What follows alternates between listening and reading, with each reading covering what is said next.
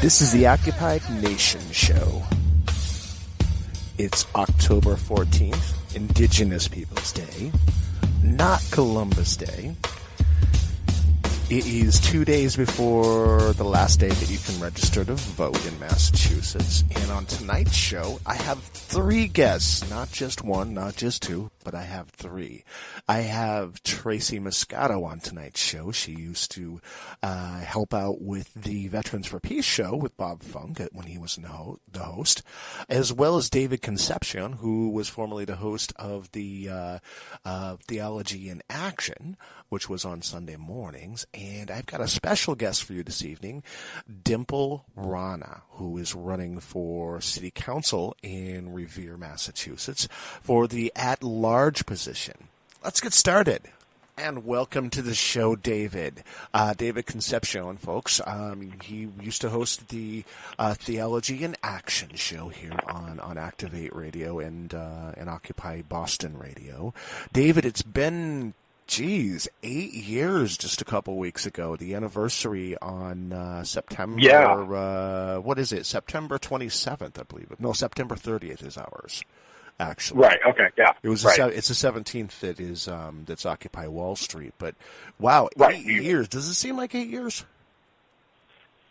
Sometimes yes, sometimes no. Right now, I guess, I hadn't really thought about it in that long, but yeah, it seems like it's been a while. For me, there are moments of it that are right there. Like when I think about things like the October 10th and 11th thing, when they beat down the Veterans for Peace guys and stuff. That's like photographically like yesterday, or the night that they were supposed to evict us, but there were too many people there. Those types of things really stand out to me, and they seem like they're just yesterday. But really, because you were down there right in the middle of it. I was sort of on the peripheries, but it was still sort of going on at the time. So it was still a big thing for us around it. But you were right in the thick of it in terms of at least the Boston activists, as well as in connecting with the other activists around the country doing it.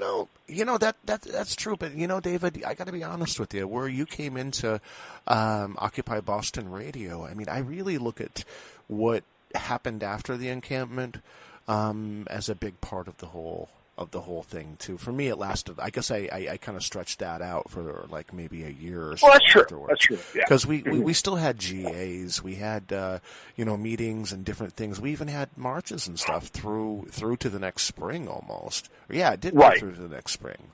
Because I remember May Day the next year, and so all of that stuff you were involved with. So I think that kind of counts too. I'm not dismissing that. We don't have to. We don't have to have a stinking camp. Yeah. I'm just so used to who was actually there in the camp and everything like that. But at the same time, it did affect a lot of people there afterwards. So, there was a whole lot of after effects. Absolutely, yeah. Absolutely, and I think I'd like to think that it maybe spurred some people on to become more involved with activism that weren't previously. So, I think it did.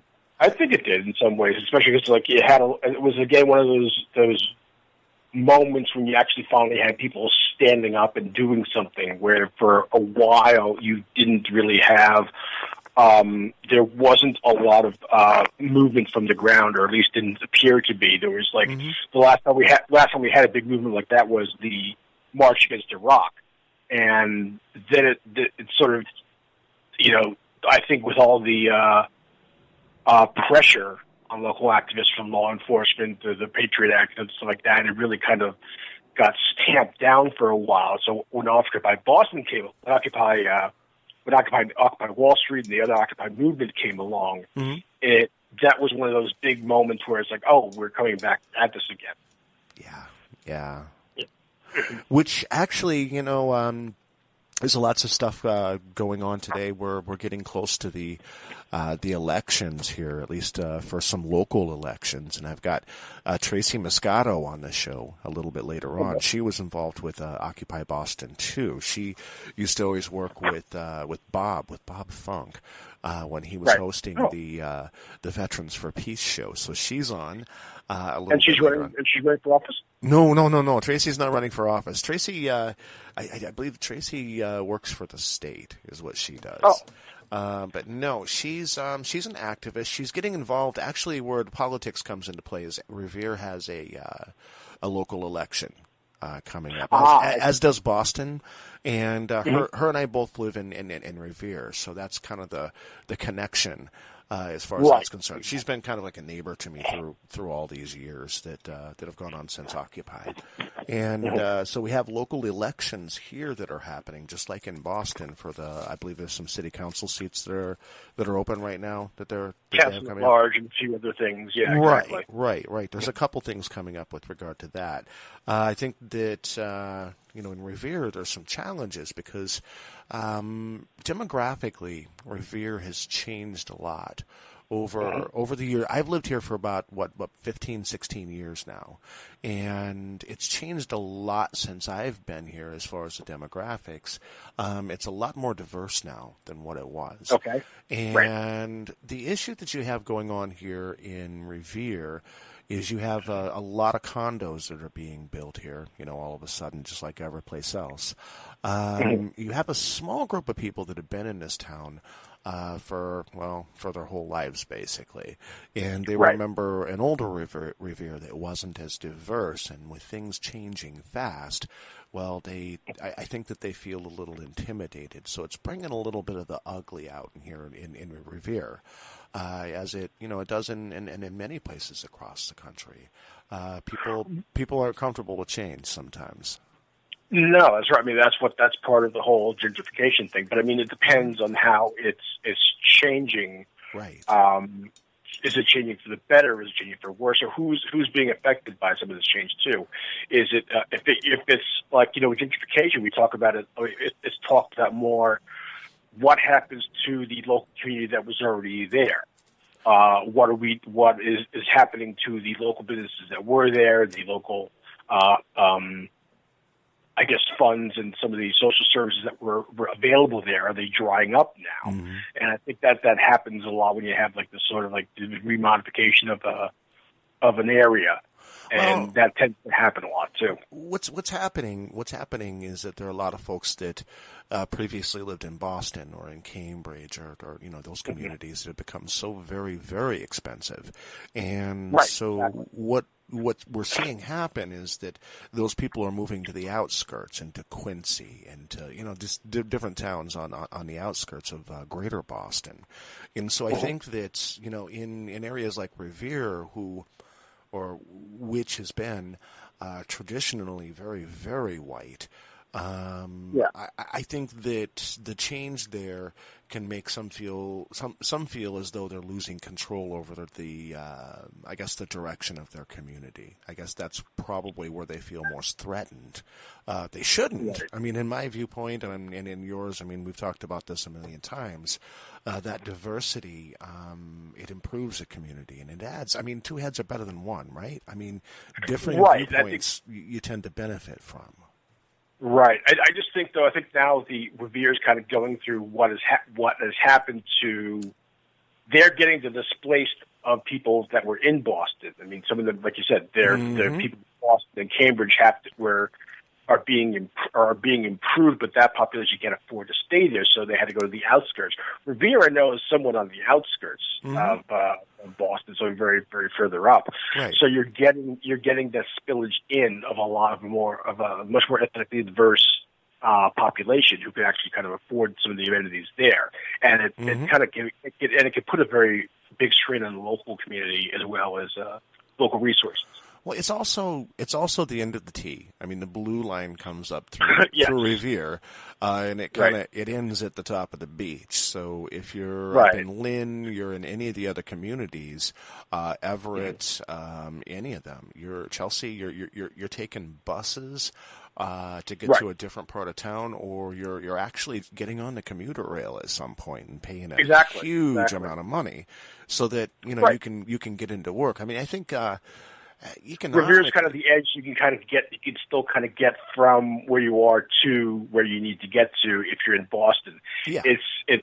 So it's a little, but it's still tough to get to kind of the outer rings. I've had the same thing. I have to see my daughter sees her therapist, and in Lynn, I have Okay. also my services actually moved up there too. Okay. It's just hard to do. Luckily, I only have to do it like once a month or so. But I know mean, getting for me, there. How do you do that? You got to drive to get there. I mean, right? No, or go through hours of, going around on the system. Normally, I would say thank God for Zipcar, but I had a nightmare experience the other day where it's like it's the day it's raining like crazy. The person who's supposed to arrive with the stuff was like, I thought it was going to be there, but someone had it before me, and so they were like 45 minutes late, which meant I couldn't get to my appointment on time, so I had to reschedule that and cancel it. It was ridiculous. Thing, yeah. And it is, and I think that is actually part of one of the effects that isn't being considered when people are talking about gentrification. I mean, we're thinking about being pushed out, but what happens to the people after they're pushed out? Well, they're pushed out to, communities where they don't necessarily have access, and what happens to them there? I mean, economically, this isn't good. It's not in my backyard, because as long as they're not where I am, I'm okay with that. But what happens to the people that aren't in the backyard is like, they're suddenly, we don't care about them anymore. That's why they get pushed onto these other, that's why we have these other communities that get kind of forced to absorb stuff. It provides a lot to think about. I mean, I think that I think that it's bettering our community in here in Revere. That's good. I mean, I personally, I think it's great. But the other thing that has to happen along with that is of course getting the vote out. Here in Revere, and like I said, in a few different places, there are elections coming up on November 5th, and in the what do they call it? Not the premature election, but the precincts. Preliminary. They had like a preliminary election real recently, and I was talking to the lady. I think that they only had like maybe a 17% turnout.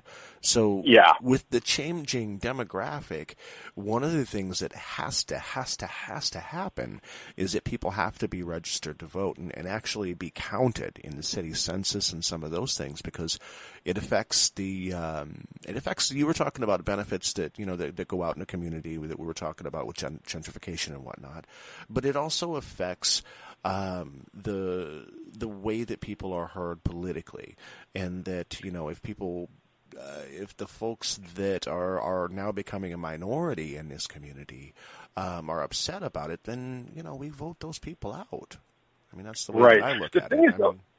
One thing you also got to realize that this is also kind of, it's an off year, even though we have the presidential debates going on constantly.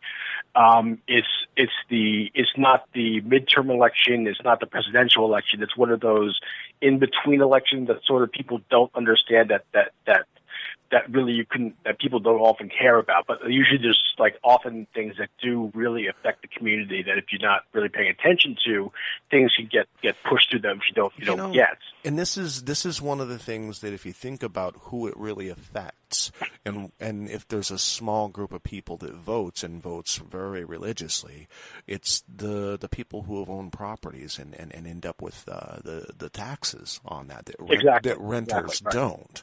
And so, in that aspect of things, I guess because those people vote, because they do have that skin in the game, it does give them a larger voice than the rest of the folks, doesn't it? Right, exactly. That's what you were saying. I mean, a part of it is actually getting the vote out. I mean, these elections are just important, but they're important on a local level, and even sometimes more so than the federal, because if you have your pocketbook. Yeah, it's directly affecting your pocketbook. And if you do have a local good strong ordinance, aldermen, council people, whatever, they can kind of buffer. Especially, and luckily we have like the state is actually in pretty good shape, so we could buffer against various weather storms that are coming around economically or politically, whatever. So I mean, you need that to be able to vote in those off-term elections to be to kind of get that, you know. Absolutely. And, there's some other things going on. I mean, we talked about some things in the news a little bit ago. There's a situation in Fort Worth. I don't think you got to see the press conference, but it's a horrible situation where, a young lady was playing video games with her nephew, and the police were called because there was an open door.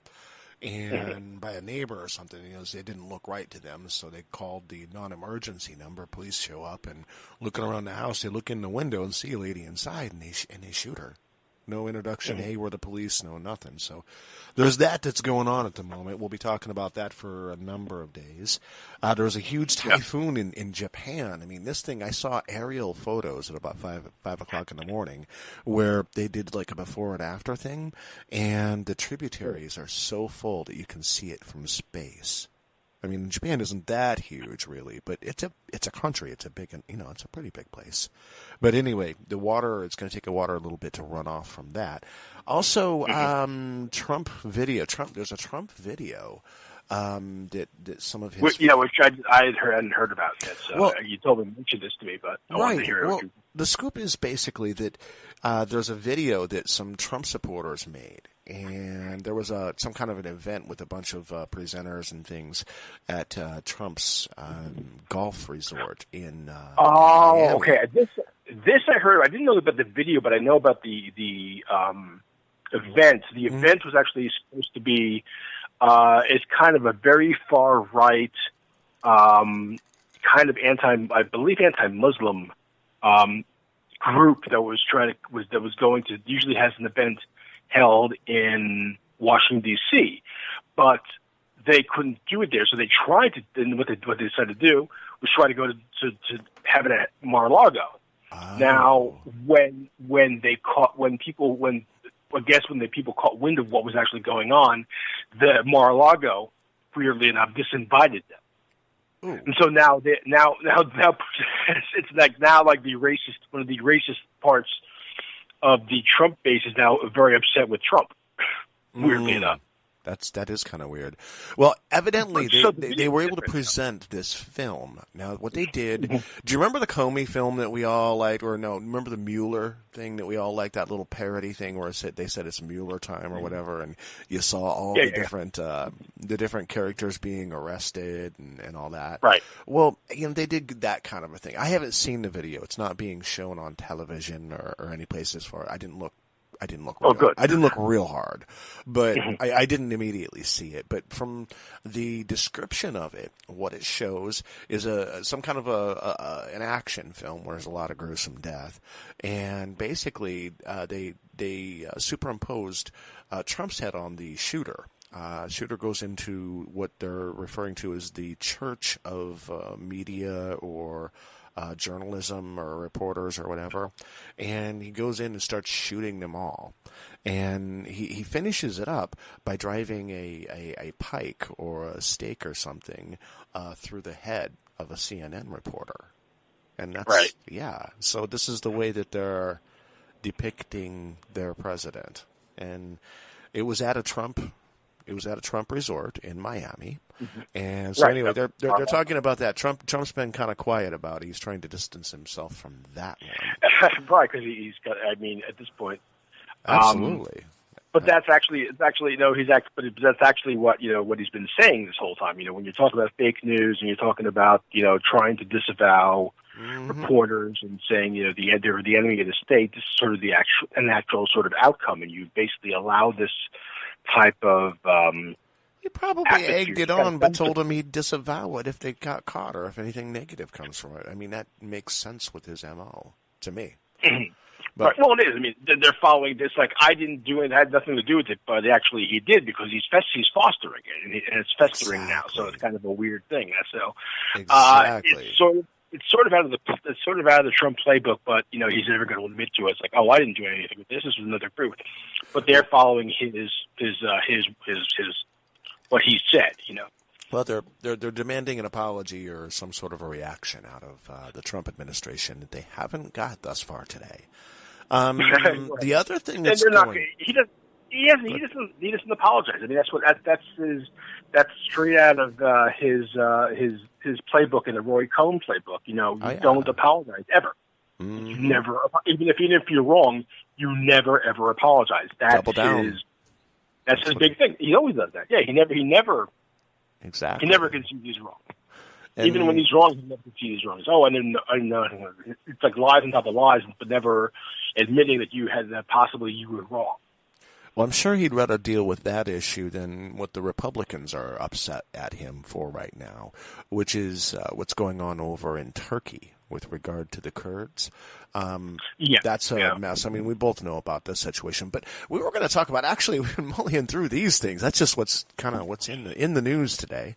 But today also, it's Indigenous Peoples Day. Indigenous Peoples Day. Right. And I want to put a happy on it. I mean, when there's a holiday, you want to say happy whatever day it is. You know what I mean? But it's not a happy holiday.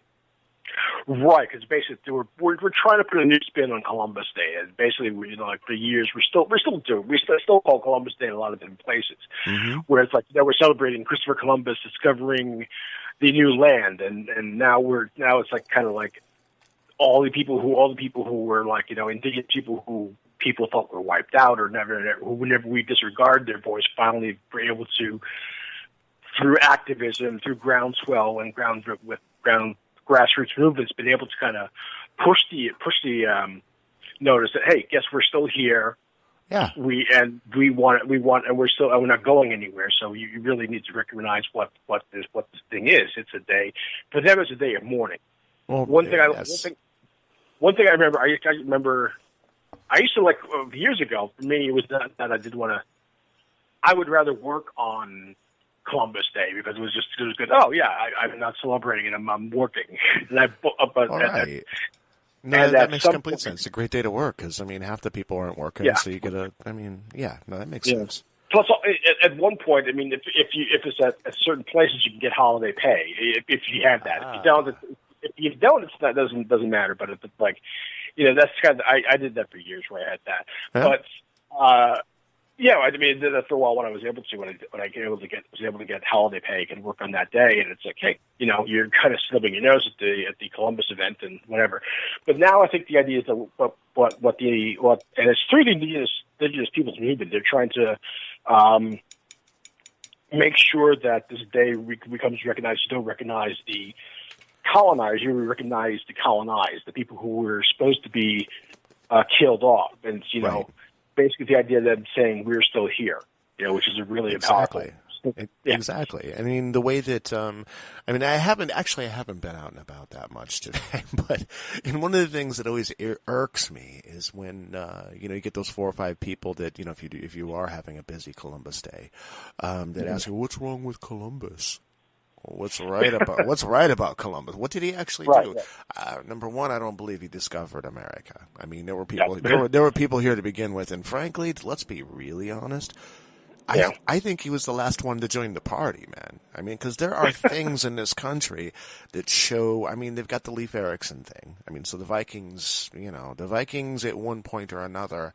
They found their way over here because there are artifacts in different parts of the country. I mean, the word is that what they did was it came across a little bit farther north and went across the Great Lakes and came down through the country. So, I mean, that's a whole different deal. And that's why we find things in weird places in the country that aren't on the coast that are. It's like keep it a couple things. One, it was Columbus got lost. Two, he screwed up. Yeah, he didn't find the New World America. He found Hispaniola, and then a year later he found, what was the other one he found? One of the other islands, I forget all of a sudden. I'm just blanking on it. But he found his first was Hispaniola, and then some of the other islands after that. Mm-hmm. So he didn't really even hit the mainland of the U.S. yet. Right. But it still was the idea that there's stuff further west and the idea that there's this place that's ripe for colonization and ripe for building your new wealth on it, whatever. Right. You know, there's also stories that Africans were here too, at one point. Probably. There's that. There's the Asian folks that were here. If you go up into the Pacific Northwest and you look at those totems and things that they have, and some of there's actual ship wreckage that they've found up in the Pacific Northwest. There was the land bridge, and there was the whatever was coming across there. And that was easy to get to from wherever they were able to get through. You know, I'm just saying Columbus wasn't the first dude here. You know what I mean? Oh no, exactly. It's like we celebrate him. Just I don't know why we're celebrating him in that sense, but that's how it sort of just came about that way. It just sort of came out. And now it's time for like people kind of saying, nope, you're wrong. We can't be celebrating death and murder and all that stuff and colonization. Exactly. Let's celebrate the people who have like lived through all that colonization and genocide and survived. I think it's important to acknowledge those things, though, because I can't help but think, back through generations of the people that perpetrated these things and, whatever reasons they did it, that, I think that needs to be acknowledged.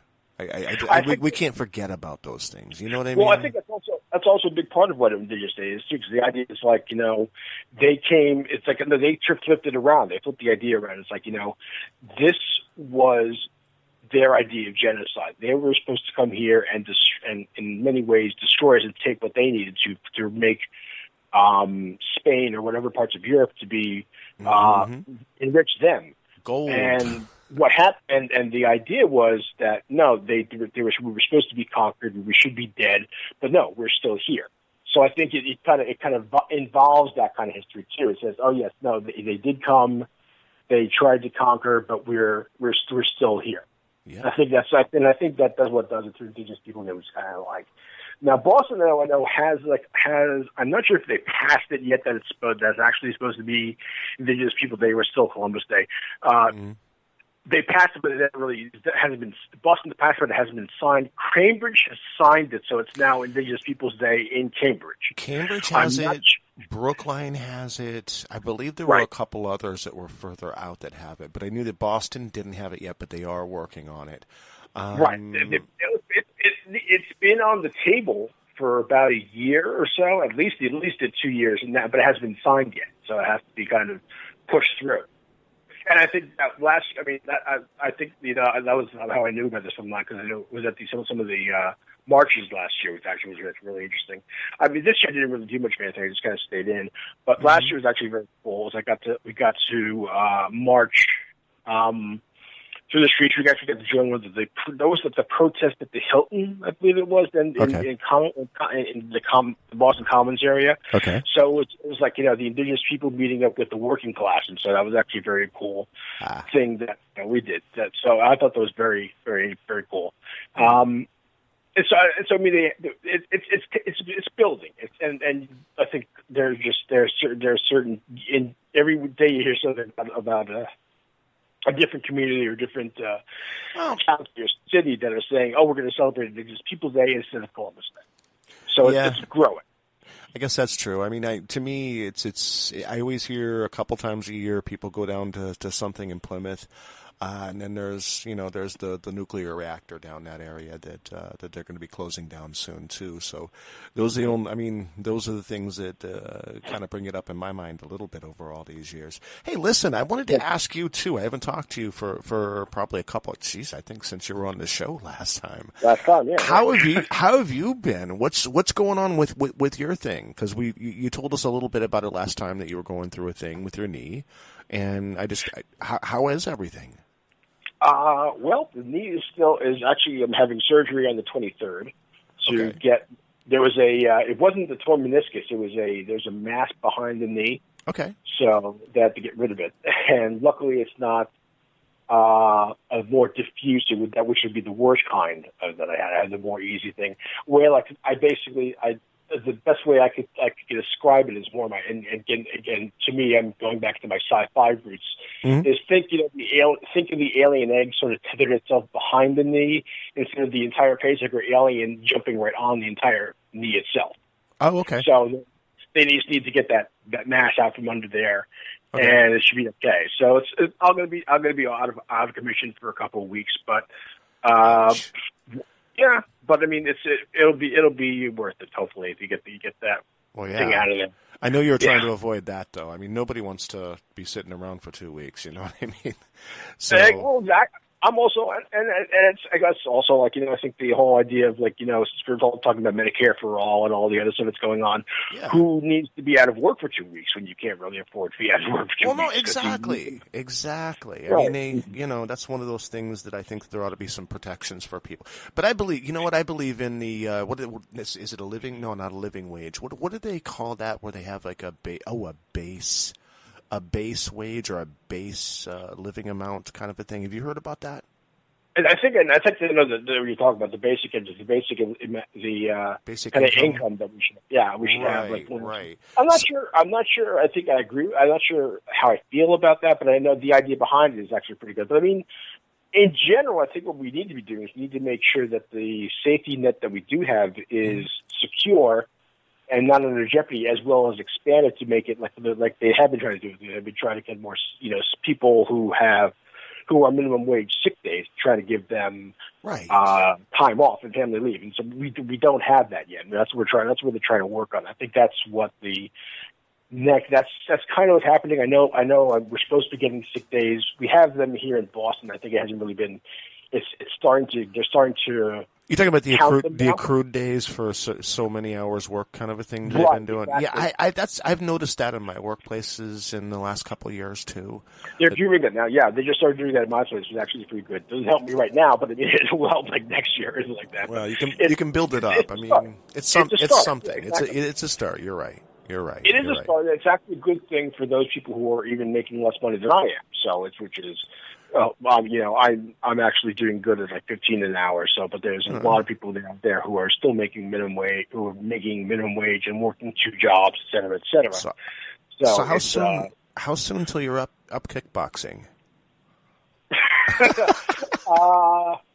Probably November. Sometime in November. That's not bad. At least, I mean, there's a light at the end of the tunnel. You know when. You know what I mean? You can place something on it. I mean, and that's good. Exactly. There you go. That's awesome. Well, that's good news then, I guess. I mean, there's a positive spin on that. Anyway, listen, thank you so much for coming on today. I wanted to kind of catch up with you a little bit and see what was happening and get your peace of mind on different things and what's happening. Yeah, well, I appreciate that. Anytime to be on the show is great for me. I appreciate you having me on, and it's still like everyone still asks me how was the radio show. It's like, oh well, I'm not doing it anymore, but it's still like you'll catch me on every so often. Yeah, tell them to tune in on Monday nights. Woohoo! I do. I tell people hey, if I'm not on, but check out the roster. There's still some really good shows on there. Right on. All right. Well, hey, thank you so much for being on tonight, David. Thank you for having me, man. This is Activate Calendar for this week. My name is Patrick, and we're going to start off with Tuesday. On Tuesday, we'll start off at 5 p.m. Stop the Turkish invasion of Syria. Rally at Turkish Consulate, and that's going on in Arlington Station at 5 p.m. tomorrow, Tuesday. 7:45 p.m. is the JPP October Debate Watch, and we love Doyle's party. It's going on at Doyle's Cafe, and that's 7:45 p.m. on Tuesday. Wednesday, October 16th, it is, let's see, we've got a couple birthdays that day. George O'Malley and Carol Ann Powell. At 3 p.m., it's Building a Truly Affordable Boston, and that's going on at City Hall Plaza. Yosoi Lola, Artist Panel and Discussion Rising, Lola Week 2019, going on at 4 p.m. That's at Lesley University at the Brattle campus. At 6 p.m., Ujima Wednesday Workshops 2019. and that goes on at 6 p.m. at City Life Vita Urbana. 7 p.m. Trident Poetry Open Mic Night, and that's going on at Trident Booksellers Cafe. At 7 p.m., Black Comedy Explosion at Slade's Bar and Grill. At 7:30 p.m., it's Marxist Classics Reading Group, and that's going on in Boston, Democratic Socialists of America. Thursday, October 17th, everybody should wish a big happy birthday to Mr. Greg Hausch. It's his birthday on Thursday. 3 p.m. on Thursday, it's Third Thursday Workday and Potlucks at the BNC Food Forest, and that's going on at 3 p.m. Mass Audubon Boston Nature Center. And at 6 p.m., EBCSK third anniversary fundraiser at 6 p.m., and that's going on at Zoomix. 6:30 p.m., Bear Monster and Coo and Howl joint release with The Shallows and A-Bird. That's going on at Once Somerville at 6:30 p.m. 7:30, sold out Black Lives, Native Lands, and White Worlds. This is going on at Royal House and Slave Quarters at 7:30 p.m. Also at 7:30 p.m. is Walter Sickert and the Army of Broken Toys Halloween happening. And it's happening again at the Museum of Science Boston, 7:30 p.m. on Thursday. Friday, October 18th, John Dwyer and Ellen Fine and Sarah Poots, Joel Simches, and Sally Gellert. Happy birthday to you. 6 p.m., Reform the Federal Reserve Banking System. And that's going on in New York City at 6 p.m. At 6 p.m., also Rising Together, 40 Years in Community, Pipefitters Local 537. At 6:30 p.m., Chris Brokaw, Thalias Zidek, Adja and the Turkish Queen, and Eddie Dyer. I've known Eddie Dyer for about 30 years at this point. Love Eddie Dyer. That's going to be going on at Gallery Z at 6:30 p.m. 6:30 p.m. also, it's Northampton Open Media Relaunch Party is happening. And it's happening at Northampton Center for the Arts at 6:30 p.m. on Friday night. Saturday, October 19th. Birthdays: Pamela Bardsley, Davis Quinton, Mike Whitaker, Pamela Sage, and Laura Riggs. Happy birthday to you. 11 a.m., 12 blocks of Boston. The People's Walking Tour is going on in Quantro 5 at 11 a.m. on Saturday morning. Boston Book Festival, Sisters in Crime panel is going on at 11 a.m. as well, and that's at the Boston Public Library. 1 p.m., it's Applied Permaculture, 11, Acorn Processing, and that's going on at Bigfoot Food Forest on 56 Howland Street in Needham, Massachusetts. 2 p.m., Bernie 2020 and Beyond, We Need a People's Party. That's going on at the Democracy Center in Cambridge. At 2 p.m., Solidarity Latin America, the U.S. Left, and Human Rights. That's going on in Quantro 5 at 2 p.m. on Saturday. 3 p.m. is Boston Hard Cider and Donut Fest, and that's going on at the Greatest Bar at 3 p.m. Not 6, but 8 p.m., Masters of the Mic is happening at the Ritz Theater and Performing Arts Center in New Jersey. That's a long ways. 10:30 p.m., the Get Down Classic Dance Music every Saturday at Zuzu at the Middle East Entertainment Complex. 11:59, it's Godzilla 1954 at the Coolidge Corner Theater. And Sunday, the 20th of October, Spooky Sunday at the Midway is happening at 3 p.m. 3:30 p.m., Afro Flow Yoga at the Dance Complex, and that's at the Dance Complex in Cambridge. I believe that's where it's at. 7 p.m., Stiff Little Fingers with Avengers, and that's happening at the Brighton Music Hall. Thanks for listening, and see you next week. Peace. And tonight on the Occupied Nation show. I have with me Tracy Moscato. Welcome to the show, Tracy. Hi, thanks for having me. Yay, thanks for being here. It's been a while since I've talked to you, actually. Well, online. It's been quite a while. Yeah, I know. Now, you actually used to be involved with the radio station when it was Occupy Boston Radio. You worked on the well, actually, the show's on Sunday mornings now. It used to be on Mondays, actually, I think, when you worked on it. But you worked on the Veterans for Peace show, didn't you? Yes, with Bob. Yes, I remember. Bob doesn't host the show at this point. It's Joe Cabardis. You know Joe Cabardis, right? Maybe by face. I can't really place his name, but I'm sure I must have come across him. He's at all the different protest things. He's the guy that's at the standouts in front of like South Station on Fridays, where they're handing out the information about the Raytheon stuff and whatnot. Anyway, if you saw him, I'm sure you'd know him. But yes, anyway, sure. you used to do that here at the radio station once upon a time, about 8 years ago. I know. Can you believe it? I know. It's been. In some ways, it seems like it's just yesterday. 2012, I think, yeah. Well, some things seem like just yesterday, because just a couple days ago, it was the anniversary of the December 10th, 11th thing where we took over the second parcel of land, and they got all upset about it, and they said... Yep, that was 8 years ago. Yes, just on the 10th/11th it was. And it's hard to feel like yesterday. Well, that's what I'm saying. When you think back to just things like that... it doesn't seem like it seems like yesterday. But then when you start thinking about GAs and the different things and going to E5 and all the different seems like a long time. Well, yeah, some of that stuff seems like forever and ever ago. But I remember these little instances. Like, remember going to the media meeting when they were shutting down media or the media group? Yes, it was a big fight with a couple people on me. And then there were those people that were there filming it for some documentary, and they walked into the middle of all that, and they were trying to facilitate it in some kind of a way. I don't know. What a mess. But you know what? That was a long time ago. It was 8 years ago at this point. Yep, and we met a lot of nice people on the way. A lot of us have stayed friends.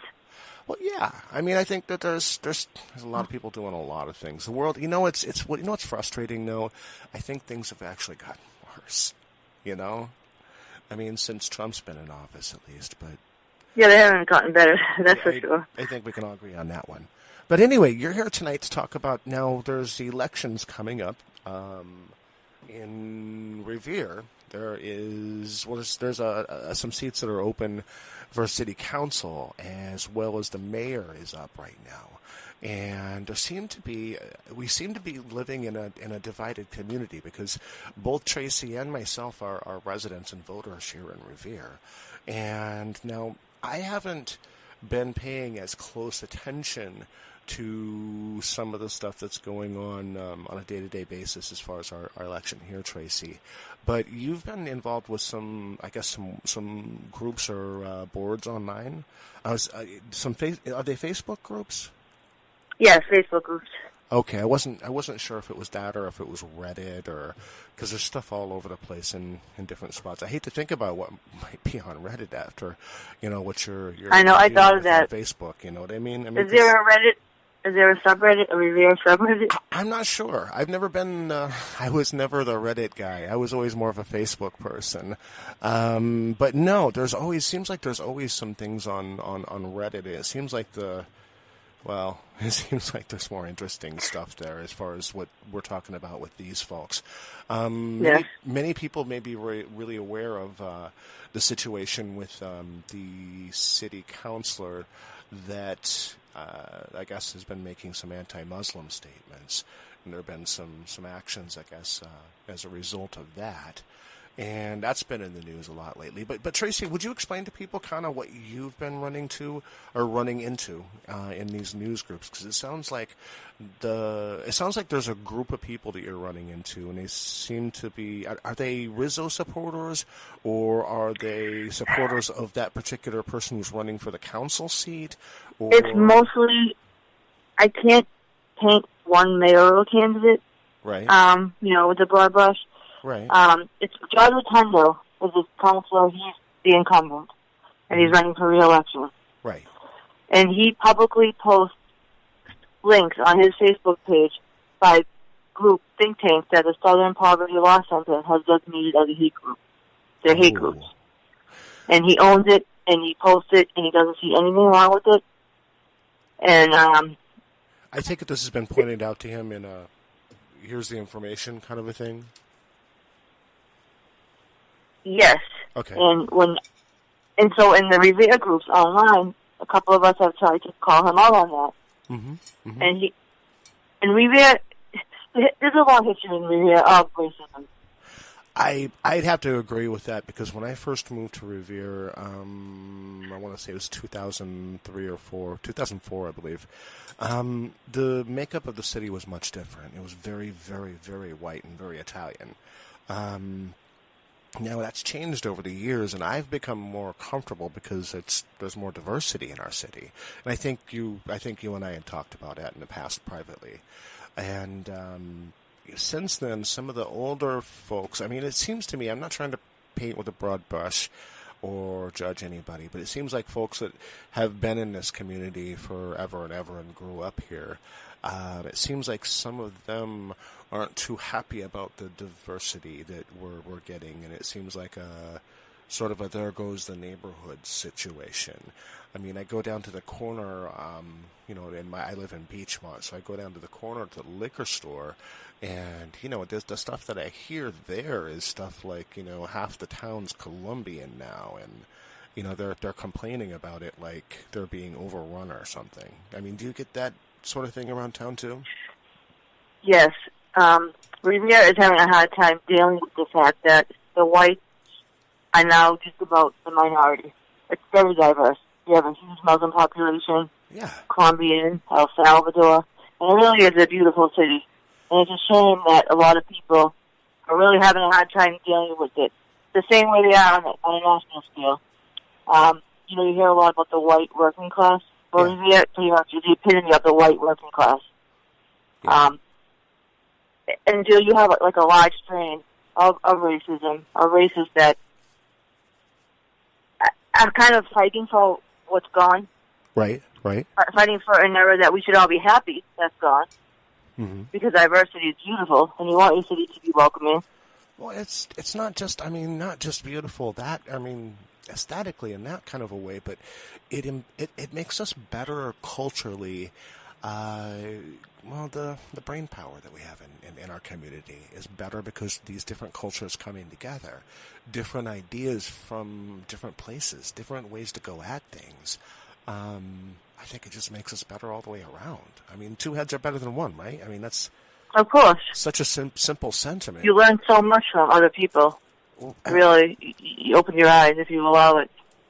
Well, and I think that's part of the problem, Tracy. I think people, and I don't know why they're that way. I've never quite understood the bigotry that goes on, but they are very close-minded.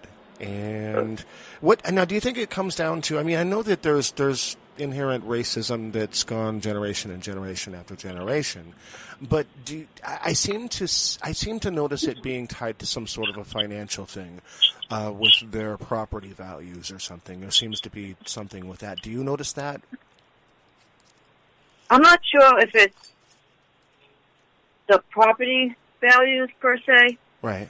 I think it's just kind of mirrors what's going on nationally with the economy and the working class whites blaming the other for the reason why they feel like they're struggling economically.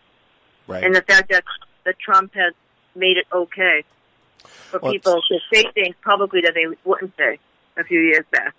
Well, I guess that's true. That's the thing that upsets me, I think, the most, is that I wasn't taking into account during those years that there were as many people that did feel this way. And, wow, what a surprise. I feel ignorant in that way. I didn't know that we lived in that, I guess, that hate-filled of a society. But so what kind of things is this guy posting? I saw something, I think, that you had sent with regard to immigrants. He was posting something about that. Yes, he posts things from FAIRUS, FAIRUS, which was American Federation for Immigration Reform. Okay. The Federation of Americans for Immigration Reform which was actually founded by a guy who was pro-eugenics. And again, that's a Southern Poverty Law Center designated a hate group. Right, right. And it posts all kinds of things, anti-Muslim things, which were also, designated hate groups, and a lot of conspiracy things about immigrants. And he actually posted a few days ago, everything going on in Turkey and Syria.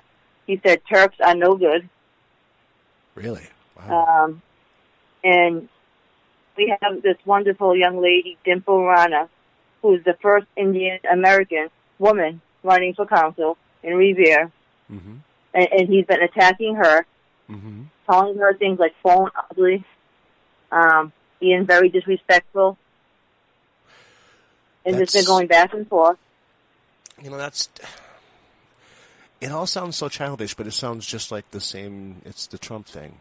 I think it does relate with it. I think that they're He made it okay. Yeah. I mean, I think that they're kind of acting within the lines of what he's done, as an example, is what it sounds like, because it sounds similar to me. And he pulls stuff from the Gatestone Institute, which is another kind of a conspiracy hate think tank on the right. Okay. As well as the Christian News Network. Oh. Christian Broadcast Network, I think it's called, CBN.net, which is it's a Christian anti-LGBTQ group. Isn't that the one that Pat Roberts was on? Yes. Okay, I'm familiar with that. He got he's a little out there. And like I said, this is a sitting council. He needs to be held to a higher standard. He can't be posting links from hate groups. You just cannot be doing that. It's not an opinion. These have been designated hate groups. If you want to discuss an issue, if you want to discuss a certain topic and disagree on it is one thing. But personal attacks and hate-filled posts, no, that's unacceptable for a counselor. It sounds to me like he's posting his side of it, and if you don't agree with it, he'll argue with you, but he'll kick you off as well because he's controlling the group, right? Is that what I'm going to get? I'm sorry. I'm sorry. This is his personal page. Oh, this is his Facebook page. Yes. Okay. Yes, this is his personal page. Okay. And other things that had been said, which I don't know all the details because I wasn't there at the council meeting. Okay. There's also Tony Zambuto, who's another sitting councilor. He's been there, I think, for at least 20 years. Who said that MS-13 are multiplying like cockroaches, but really what he meant was illegal aliens multiplying like. And so Zambuto and Rotundo are, I believe, are dangerous people in the sense that they're up there and they're fueling this hate in a city as diverse as Revere. It can be dangerous. At least a third of Revere has to be Spanish at this point, doesn't it? I believe it's 30%. I believe it's 40% Spanish and Muslim at this point. So. Okay. Well, I'm just saying, with that being the number, it's just a matter of getting people to vote, isn't it? Yes, we have a very, very, and that's another thing. Rotundo wanted to pass a motion to have voter IDs in Revere, which we know. Yep. Do you get that stuff in the mail threatening that they're going to take you off the voter rolls if you don't do this and you don't do that? They want to keep you interacting with them all the time. What's that about? You get that stuff too? I do. In the motion, they haven't passed it yet. I don't believe it's going to, which is a good thing because that disenfranchises large numbers of people. It makes and we already have one of the lowest turnout rates in the state, so we need more people to vote, not less. Well, voting's important. I mean, it's the only, I don't know, however you feel about it, it's about the only voice you really do have. I mean, and most people have an opinion about these things. It affects us all. I mean, do you want to, I mean, the audience, I guess, do you want to live in a community that its governing body feels that way about a third of the people that live in that community? I mean, that's pretty bad. Isn't it, Tracy? I mean, that's. It is. When you have two people, on the council, you have good ones, but that's what happened in the third election. They pull a large vote, and I really think this needs to get out there even more than it's already been. It's been out on Twitter. I know the young jerks were getting a hold of it. Yeah, no, Mike Cann's been talking about it for about a week or so. I think he's had a few guests on. One guest on, I believe, that's talked about it 3-4 weeks ago. Probably Brian. Right. He's been on top of that a little bit. I think he's going to be following up and doing some stuff too, and that's one of the reasons I wanted to talk about this. Plus, the election's coming up so soon. I mean, blink your eyes and it'll be here. So yeah, it's a matter of, do you have any idea what the numbers are for the amount of people that are registered in Revere right now, and where they break down? No, I don't have the numbers. Okay. But I believe under 10% voted in the primary. Oh, was that the one we just had? The preliminary it was thing? a Ward 6 councilor and councilor at large. So I'm expecting a huge turnout for the main election because it's a mayor election. So the mayoral election, and that's something I wanted to talk with a little bit. That should be really close. I had to be really transparent about this. I mean, I'm very biased in this particular election. I'm a huge fan of our current mayor, Brian Arrigo. I am as well. My personal experiences, which affect that, I've seen a lot of cronyism in my neighborhood and in my town and the way that things work, and some of these people that grew up in this town. It's this old boys' school kind of a thing. And it's almost like this is the last, they're clawing to hold on to whatever power they can, with Dan Rizzo. And with that, I've seen a lot of ugly coming out. And that's where I'm seeing a lot of racism coming out in the city from the supporters. It seems almost like they're Trump supporters in their viewpoints. That's how I feel. And when they're out there, with their signs and stuff, they seem belligerent like that. And you do see a lot of MAGA hats out there too. And it's just it's kind of daunting. It's kind of scary to see that in my city, because I mean you've lived here for a long time. You've lived here your whole life. To me, I've always loved Revere because it was far enough away that it was quiet, and you could get away from a lot of the hustle and bustle and the noise and the stress and all that stuff. But it seems like it's getting here now, and with gentrification, because nobody can afford to live in Boston. A lot of the issues that were going on in Boston are now in the suburbs as well, and I think we're seeing that too with all the crazy we see on the streets, aren't we? Yes, there's been a rapid gentrification in Revere, which is another issue that nobody's talking about. The rents have gone up 50% in 1 year. That brings up a huge issue with regard to a different. I guess what the other side, the Rizzo people, are complaining about. They're complaining about the condos that are being built out here. And I'm confused about that, because with the price, as you said, the prices have gone up 50%. If we need more housing, why not build housing? Because eventually, doesn't it have to even out? I mean, doesn't it have to be a crash? Yes, the whole Metro Boston area, and actually a lot of the wealthier suburbs should be taking up more of this slack. Should be building more affordable housing. You have cities like Revere, Everett, Malden, that have so many people in school system that is so overcrowded. But then you go to Newton, you go to Lexington, there's nobody there. They should I really feel a lot of the wealthier suburbs should be taking up a lot of slack, because they're not doing their share. Places like Auburn. Those communities, the communities with the big, huge houses on the tiny postage stamp properties just to the west of the city. I think that they should, the Wellesleys, But I think that some of those communities do. I mean, Newton actually has done a little bit better, I think, with regard to that. But I feel like Newton's sort of a highway on the stepping up the socioeconomic ladder, though. Seems like people start off in on one side and they move to the other side as they climb up. Yes, the and ladder. I believe since Revere is so close to Boston, and it really is one of the best locations, it's so convenient that we do need to build rapid, around transit-oriented development. Well, and they should have affordable housing, truly affordable housing near transit. And that's what I'm thinking with all these apartments, because you see these things going up everywhere.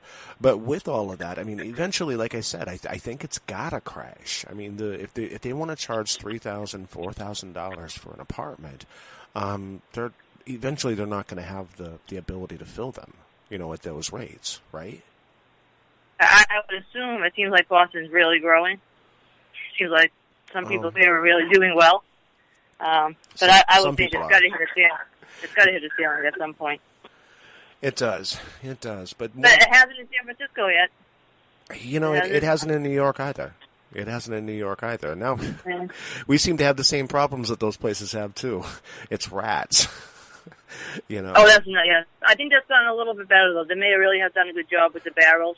Oh, actually, he's done a good job with a lot of things. And again, like I said, I'm biased, but Brian Arrigo, he brought us competition in cable. We don't have to have Comcast anymore. So, all of us were paying almost $300 a month for something that didn't really work. Oh, yeah, for something that was didn't really work that well. The speeds were really, really sucky. And it's always been problematic. But now we have a choice because of him. Now, if I'm not mistaken, didn't Mayor Arrigo used to work for the MBTA? I believe he did. I'm not sure. I'm not sure what he did there, but I believe that's where he was before as far as his career. Now, he's done some things with the MBTA as well, at least with the bus lines. Now, I'm not completely happy with the bus lines, but he's changing things with these new developments. I mean, obviously, we have more people coming to Revere. And so they're doing different things, like the 119 bus goes into the grocery store at Suffolk Downs now instead of just, bypassing that whole thing. And there's a lot of people that depend upon that because that's the only store we have over here anymore. On that side, there's only one. That's another thing. We need grocery stores as well. Well, and that's, I'm hoping, I'm praying that, we get a little bit more, other businesses, not just the local ones. You know what I mean? Because, in all honesty, there are things you can't get in Revere that you should be able to get. Like, where do you go to get pizza? Yeah. Honestly, the only place in Revere that I like is Nani's, which is way over on the Malden line. I've never even had that, but that's way out of reach for me over here in Beachmont. Yeah. But no, there's no pizza in Revere anymore. All burger places. Yeah. Think about it. If you want to get a good burger, some places you can say, "What's the best burger place in the city?" Revere, we have one. There's only one. There's Wendy's. And it's. Yeah, I'm talking about a real burger place. Not even like a fast food. Oh, I don't think there is any, is there? No, and most places have multiple burger places, pizza, a place to get. But I think that is starting to change as well because Arrigo, there's a good restaurant coming to Revere Beach called Drift. Really? What's it called again? Drift, Dryst. Okay, what do they do? It's a little bit high end, but they're going to have like nice pizza, I believe seafood, a little different kinds of food. Mm-hmm. Like I said, it's a little high end for most people. Right. But I do believe we need a diversity of restaurants in the city. Wow, so I'm okay because we don't really have anything like that. You're right. Everything that they've built down on the beach, it's the only thing that they're missing is a good. Well, they've always needed a good anchor of a couple restaurants down there that were solid. If they're able to get that, I think that the other businesses will fill in the right businesses to be able to, build a. There's so much potential down at the beach that I've never seen utilized. What do they always have? They've always had 3 or 4 3 or 4 bars down there. I'm thinking, the shipwreck. And that's what comes to my mind. You know what I mean? And that's kind of frightening if that's what, that's what you're putting right on the beach. Come on now. And it's the whole city. You look at Northgate, there's so much potential there. But that's private property, so that's a little more complicated. Well, but But that's not so far from the casino now, is it? Really? Isn't Northgate? Isn't it close to the casino? No, that's where I live. That's on the other side of Revere. Okay. So the Malden side. Oh, okay. I don't get over there very much anymore. You live over on the Malden side? Yes, I'm over Squire Road now. Oh, wow. Okay. Wow. So. Right on. Tracy used to live very close to me at one point. I did. Absolutely, very close. But anyway, yeah. So we have the election that's coming up, and that's going to be interesting. I'm kind of nervous about it because I can only see. I mean, like I said, I'm biased. I have to admit that, but I only see problems if Rizzo gets back in. He was the former mayor a few years ago. A couple of things and reasons that I have issues with Rizzo. I should explain that. And maybe you can back me up on this, Tracy.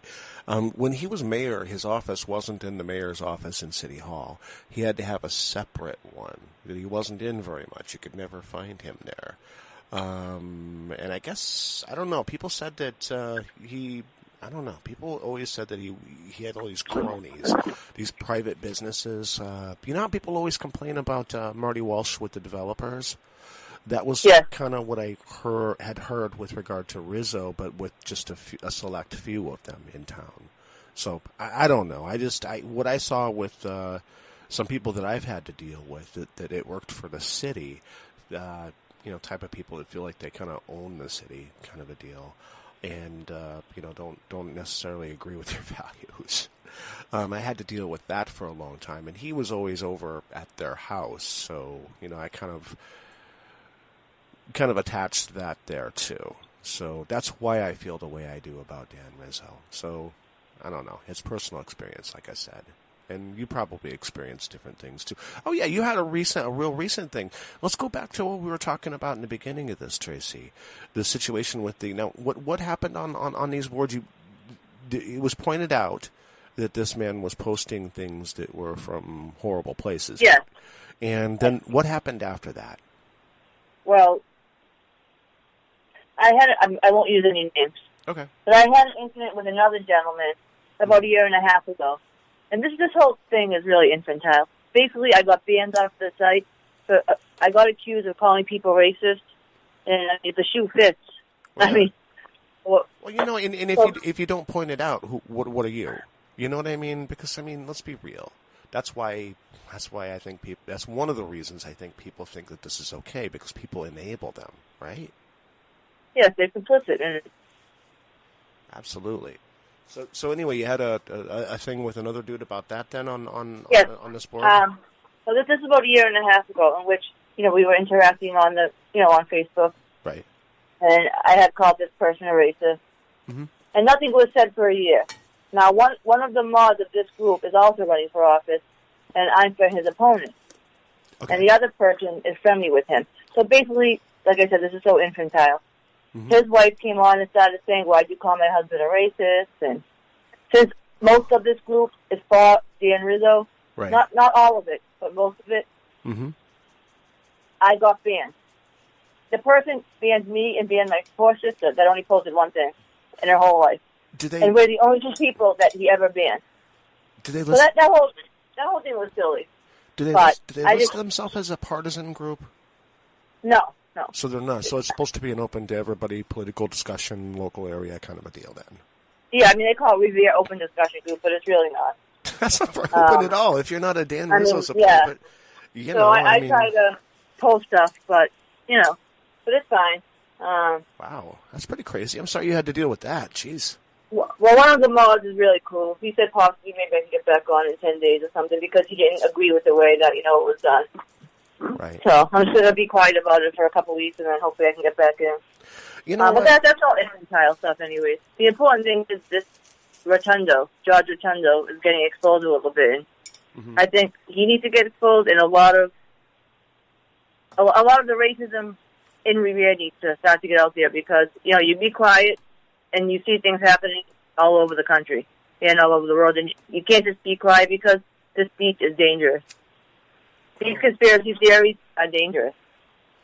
I think we have to be concerned for all of our citizens here, all of our neighbors, not just the white ones, not just, you know what I mean? And they're our neighbors. I don't know. It just seems inhumane the way some of these people are acting. But, I remember people like that from high school, and I hated them. But, oh well, it is what it is. It is what it is. Anyway, the elections are coming up. Make sure that you are registered and ready to vote. I think you can do that online. You can do it online, right, Tracy? It seems like I did that a while back. Is that where you were? Yes. Yeah, you can check your. From my understanding, you can check your. Sorry about that. You can check your status of your registration and see what's happening with that, and make sure that you're current before it's time to go vote. So they should do that. And what else do you have going on, Tracy? What are you working on lately as far as activism besides this? Nothing too much. I've been a little quiet with personal things, Word. I really haven't been too busy. Right. Are you doing anything with coding? Not really. Like I said, I have a lot of personal things with my job, and I don't know what's going on with that. So, and then I moved last summer, so I've been busy with that. Word. So I'm just busy with trying to survive, like all the other work is, All right. Well, listen, I want to thank you for being on this show, and thanks for letting us know what's going on in Revere as far as the election situation. And hopefully we can talk to you again soon, maybe before the election, about what's happening. Maybe we can get some good news, right? I hope. All right. Let's keep pushing. Well, thanks for being on the show tonight. Thank you, Patrick. Nice talking to you. This week on the Occupied Nation show, we are featuring a CC, Creative Commons, artist called Glad Rags, and the song is called Social Capital. Give us a listen. The scoop is that we feature a song each week from our rotation. You can get your music on our rotation on the station by submitting it to activatesubmissions@gmail.com. So enjoy this. This is Glad Rags, Social Capital.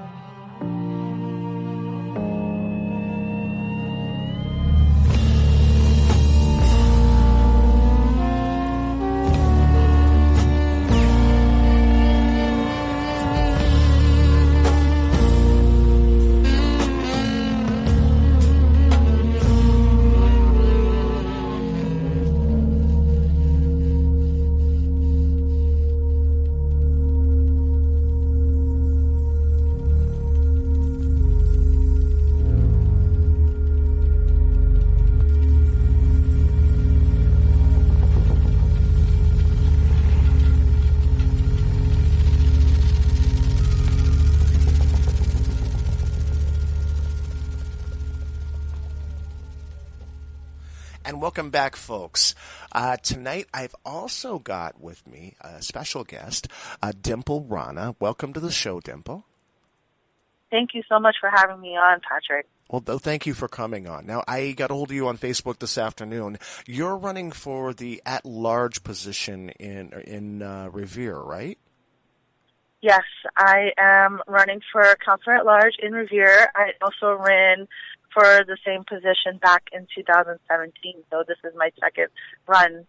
Okay. Anything different this time around from 2017?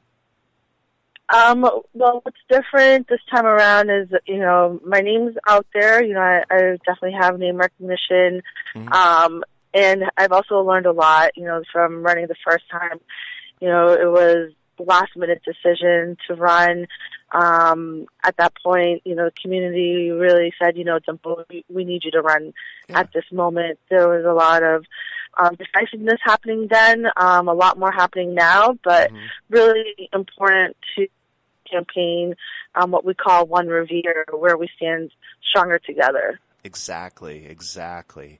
One of the things I've noticed, I've lived here in Revere for about 15 years, and one of the things that I've noticed that I've really liked is that the demographic here is changing so very much.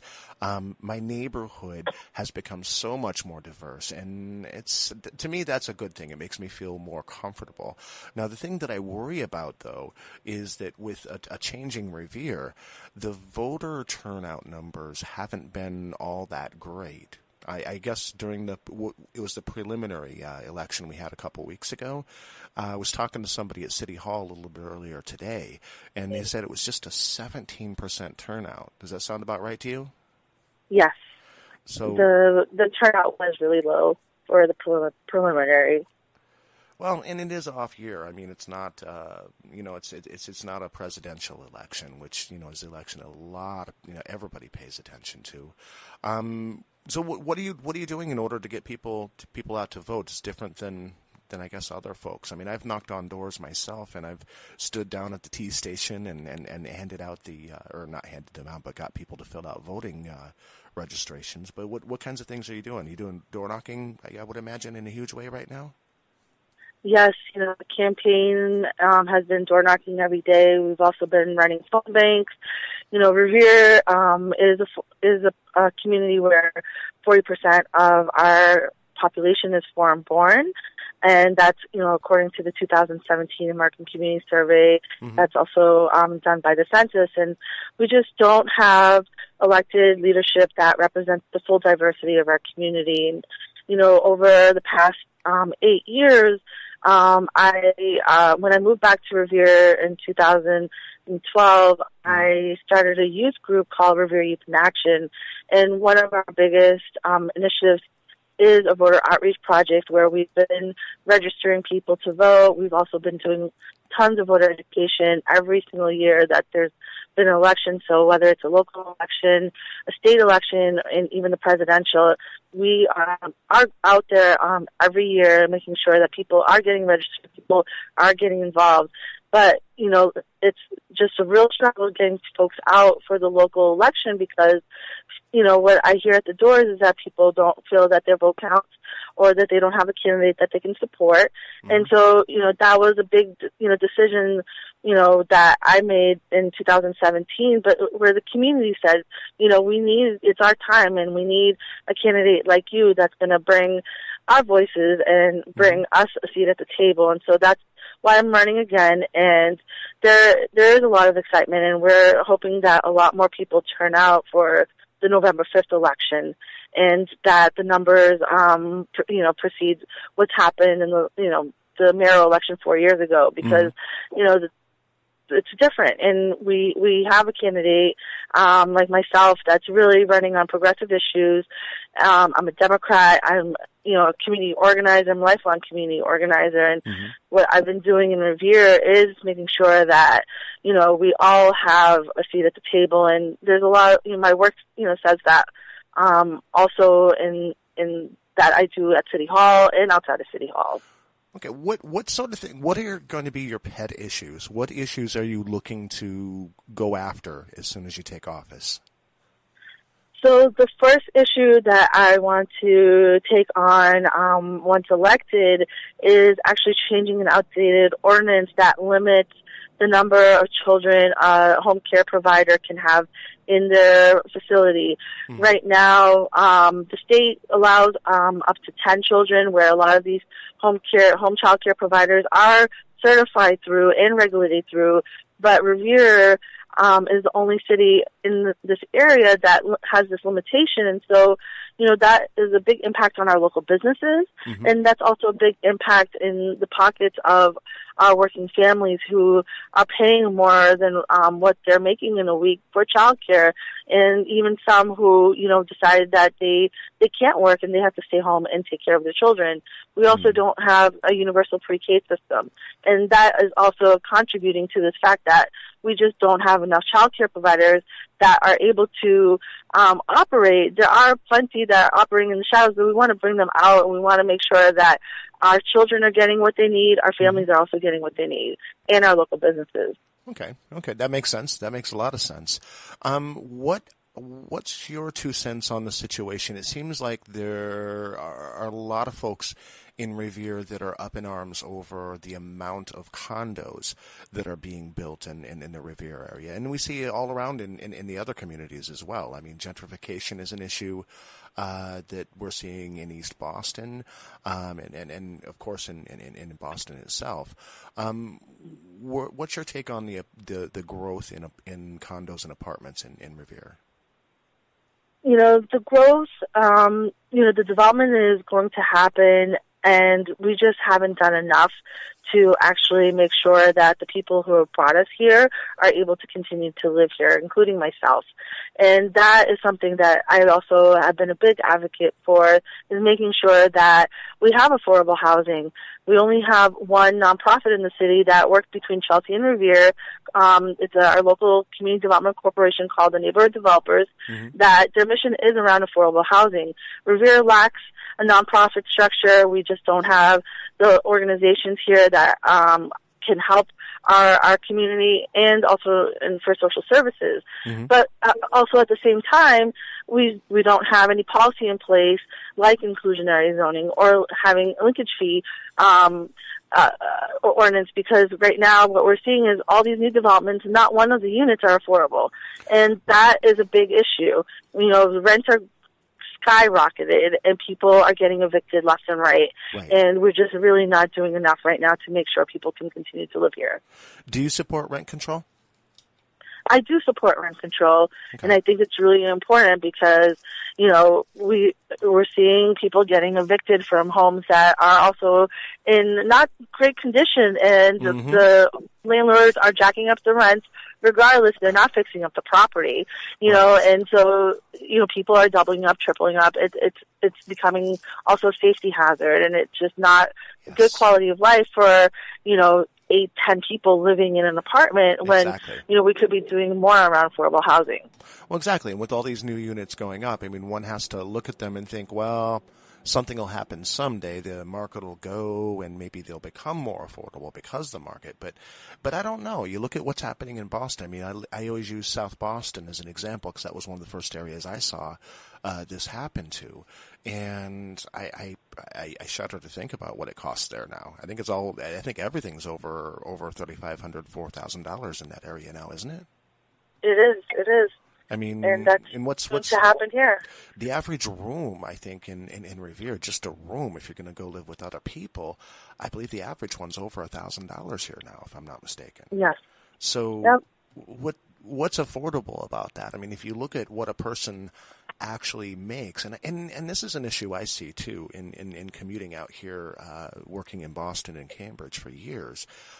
You see all these folks at the airport and other places that are rushing to get on the trains after they get done with their jobs in the restaurants or working whatever service, and the train only runs till like what is it, 12:30, I think, is the last train, something like that.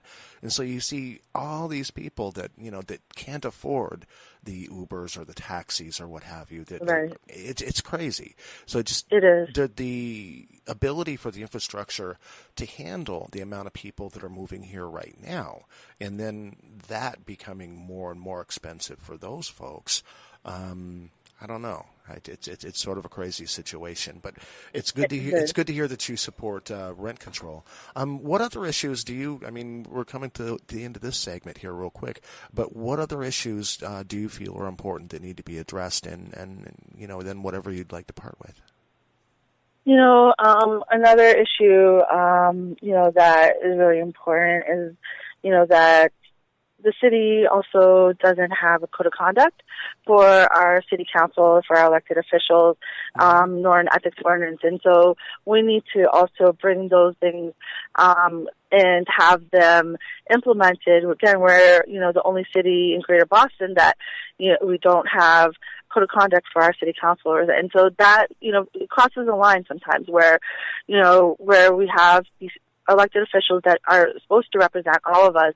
And when it comes down to their personal social media or even at city council meetings, it's not a reflection of the community. And it crosses a line where we have to ask, if they can do it and they get away with it, how does that, and people who are not elected officials are getting persecuted for it?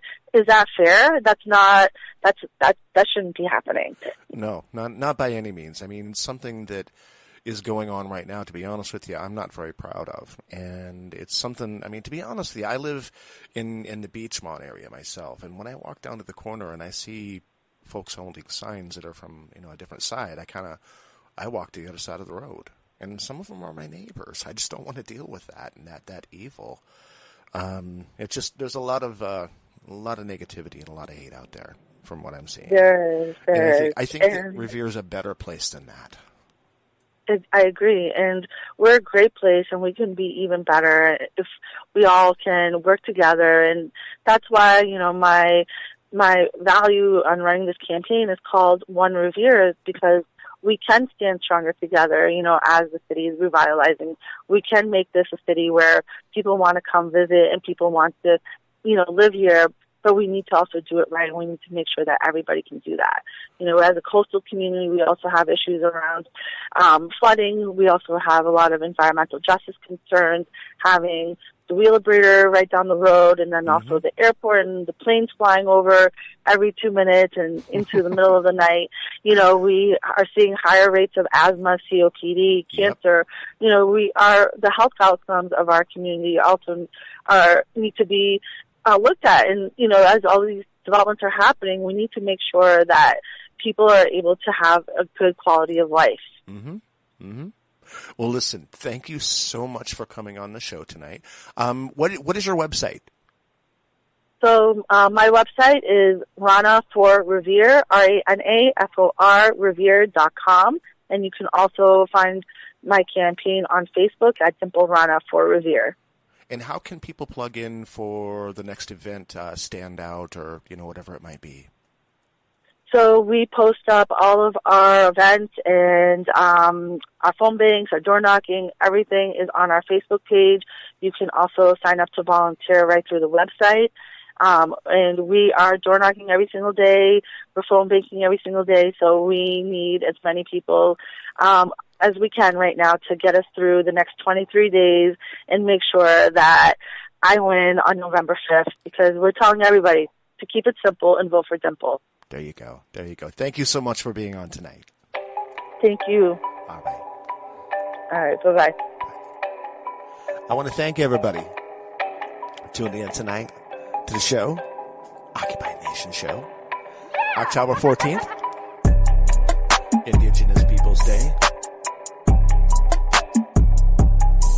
We have local elections coming up November 5th in Massachusetts and other parts of the country.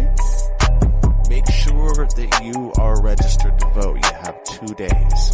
So by Wednesday in Massachusetts, get yourself ready to vote or registered to vote. You can do so online. I should have this show up soon. Posted on social media and the website. I want to thank Lefty. I want to thank Tracy. I want to thank David. And of course, I want to thank Dimple for being on the show tonight. And I want to thank, of course, all of you for listening. Thank you from the bottom of my heart. Peace, love, and solidarity.